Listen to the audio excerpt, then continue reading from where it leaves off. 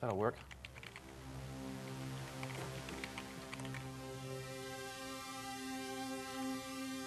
Oh yeah, nice and cheesy.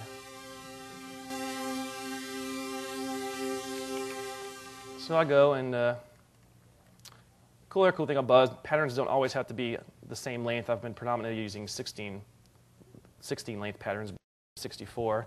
What this means is when sort of these ones will play 16. As you see, this is 0, 16, 32, 48. These are all 16 length patterns. So I have to keep typing 0 to replay the pattern over again. This one is 64, which is this entire space long, basically. So I can go and enter notes, for a while, and basically just saves me from having to like make individual things. I'll make some cheesy chords.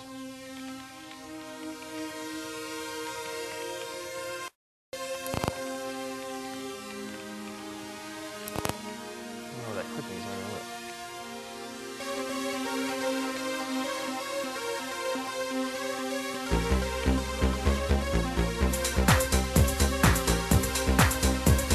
So now you have some cheesy song, and now you want to make it into an actual sort of listenable thing. You just block copy.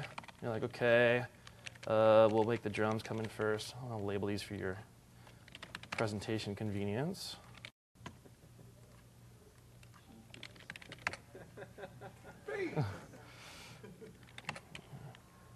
So drums first, then you could bring in the bass.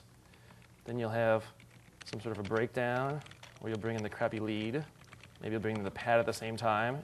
I'm not even listening to this because I can sort of, it's all sort of visually, you can see it laid out in front of you. And then we need the crappy drum sort of fill before we bring back crappy sounds. So we'll go and do my,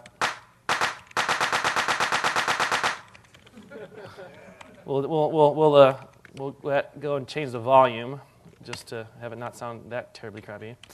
And look, we got a song.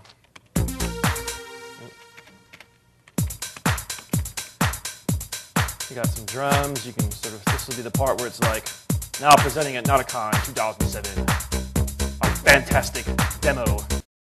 Greets and shit. And then there'd be like, here comes our crappy drum build-up.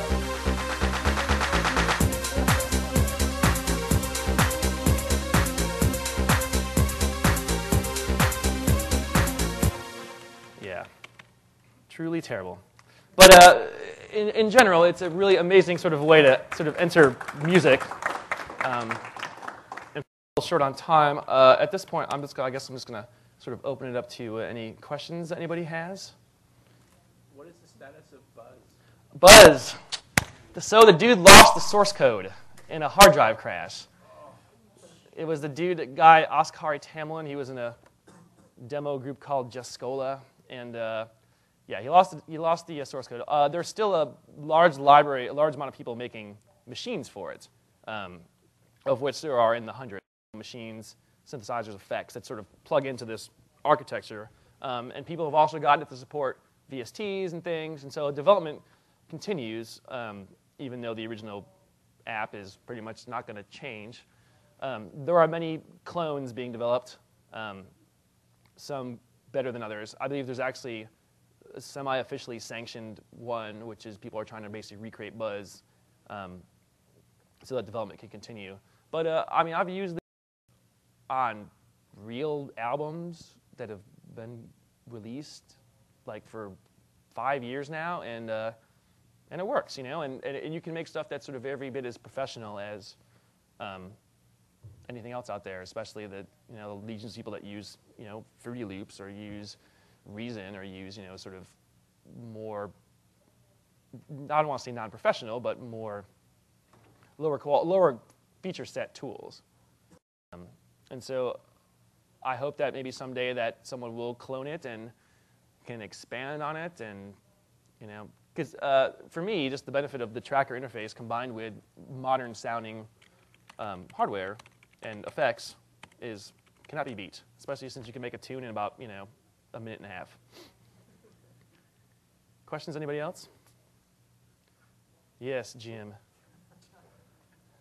Source code's lost, so we can't modify it. But if it was the source code, you could modify it. What would you like to see Buzz change? I mean, what would you like to see added to pretty flexible as is. It's pretty. I mean, it's definitely very usable as is.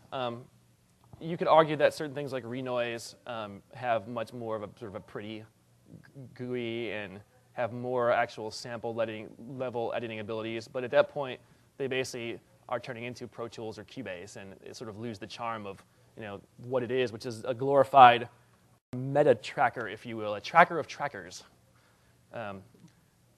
So again, I've often when I first heard the lost source code, I was actually kind of almost gonna try to write one myself, but I realized that'd be pretty foolish.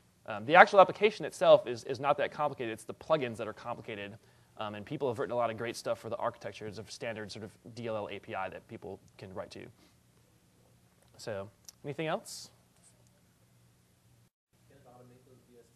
Yes, I'll show you that real quick. I was meaning to do that. Where's my crappy lead? So let's say I want to go and I'll put a VST on this. What do I got? It's my laptop, so I'm not always entirely sure of what's on here.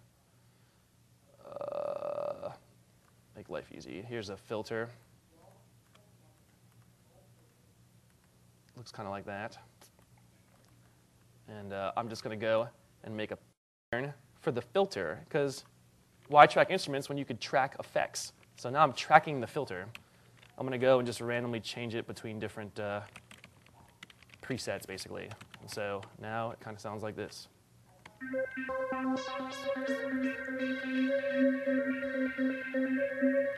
So hopefully it doesn't crash. I'm just changing presets sort of in a tracker, which is controlling the VST, which is an effect another tracker is going through. So in short, yes, any parameter of anything can be automated because you just basically make a tracker for it. Can the parameters change smooth enough on some values, or do you need to? Yes, the latest VST wrapper. The latest VST wrapper has you can specify how it interpolates in between ticks, so it's pretty smooth, yeah. And if you want more ticks, you just up the BPM and you get more ticks. So there's nothing else. I guess that's it. Thank you guys for coming out, and that's tracking for you. Thank you.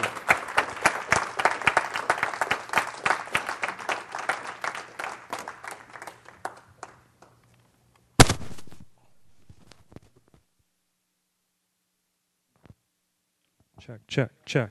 And also, just a reminder to everybody, we do have all the DVDs from the conference available outside, so if you're interested, come and see me. Thank you.